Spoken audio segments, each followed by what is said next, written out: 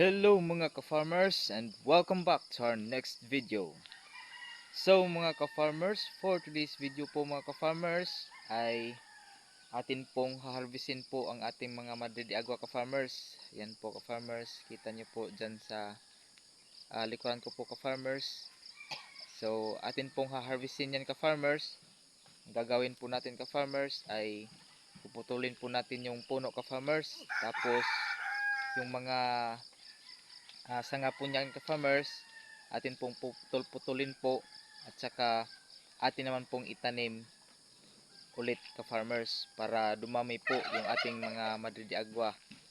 So samahan nyo ako ka-farmers, let's go!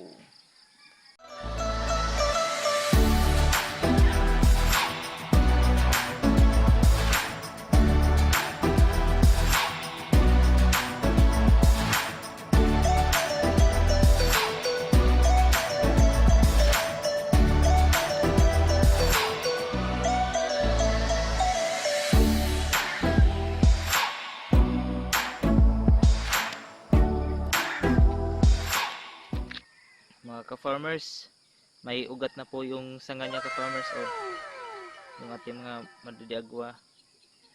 Nagsimula na pong umugat po siya sa kanyang mga buko ka-farmers. So ayan po, buko po yan ka-farmers. Yan po, ugat po niyan ka-farmers.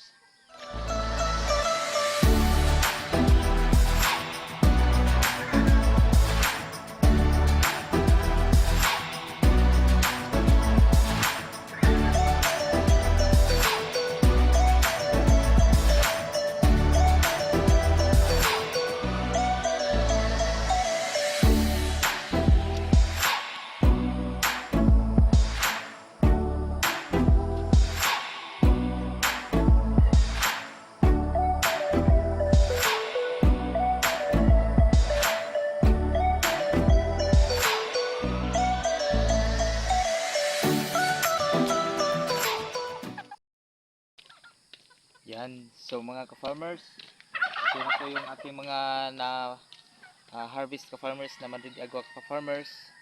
So next po natin gagawin ka-farmers ay tatanggalan po natin ang mga dahon ka-farmers. Tapos yung mga talbos kasi itatanim din po natin yun ka-farmers kasi mas madali pong mag-ugat po yung mga talbos po nito ka-farmers kaysa sa mga puno po niya ka-farmers, sa mga sanga po niya ka-farmers.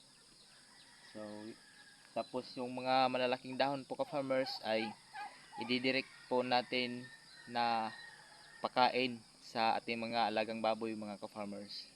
So, let's go mga ka-farmers.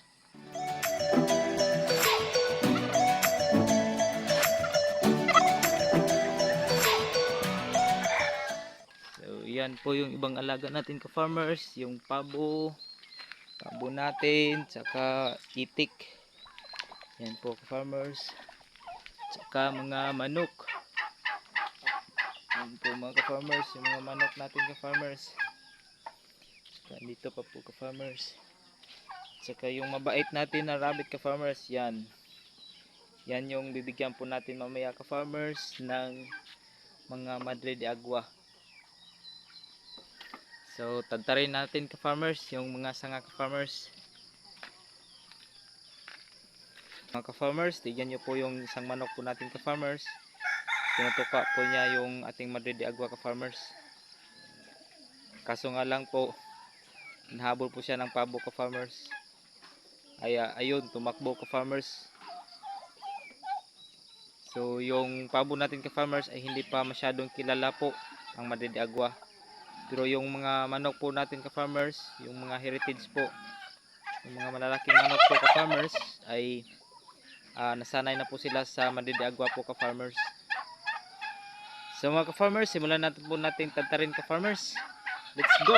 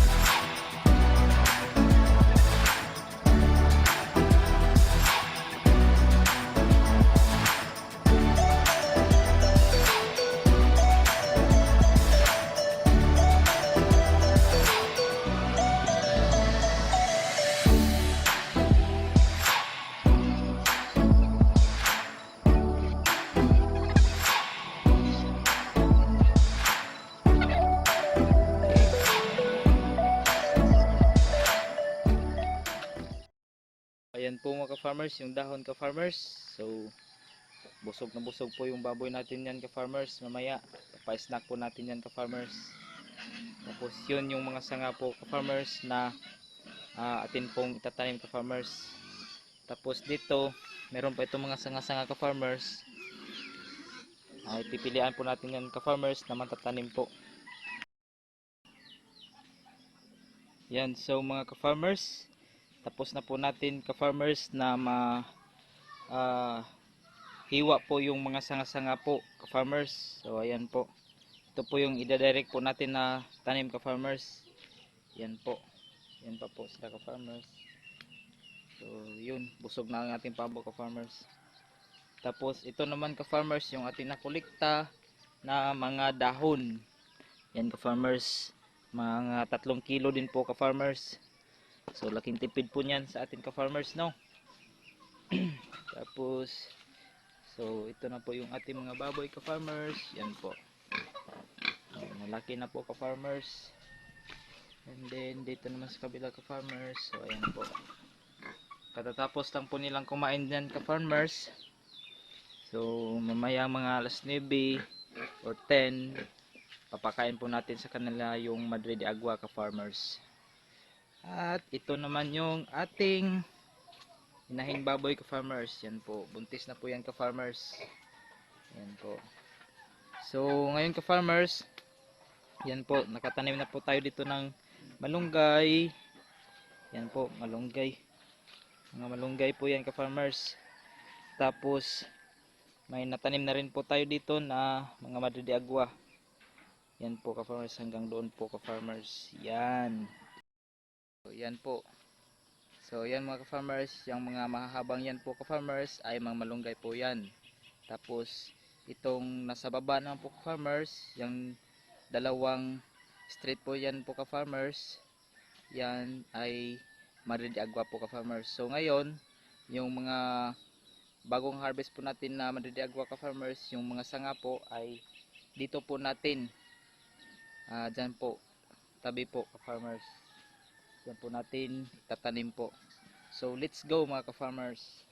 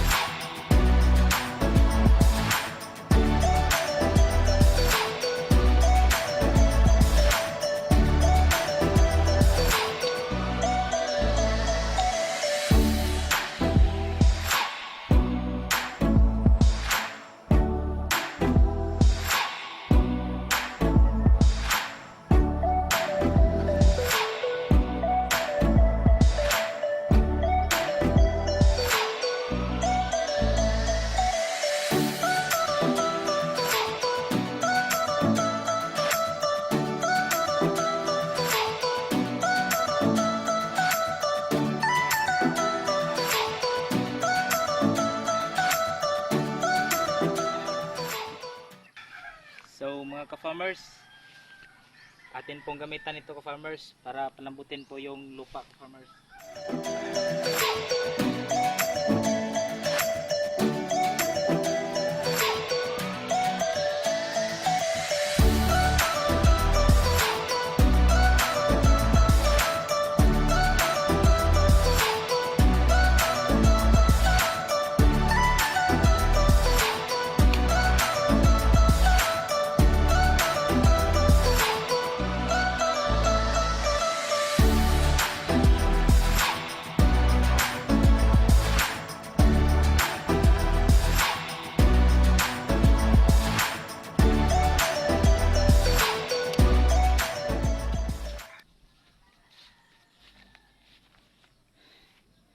So mga ka-farmers, pagkatapos po natin matanim po ang ating mga Madre de Agua po na mga sanga-sanga, ay wag po natin kalimutan mga ka-farmers na diligan po, no? Para mas madali po siyang mag-moist po yung lupa pagbasa po.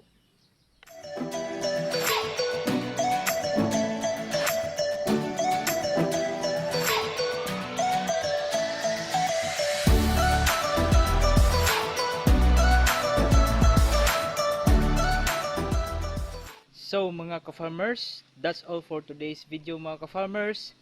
But before we end this video mga ka-farmers, ako po muli mga ka-farmers ay taos puso pong nagpapasalamat po sa inyong lahat sa walang sawang suporta nyo po ka-farmers sa panonood nyo po sa aking mga video na ina-upload ka-farmers.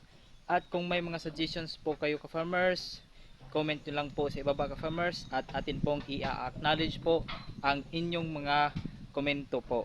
So mga ka-farmers, and kung bago pa naman po kayo sa aking channel ay paki-subscribe po and click the like para lagi po kayong ma-notify po sa mga video na aking i-upload po ka-farmers. So mga ka-farmers, daghan kayong salamat and see you in our next video.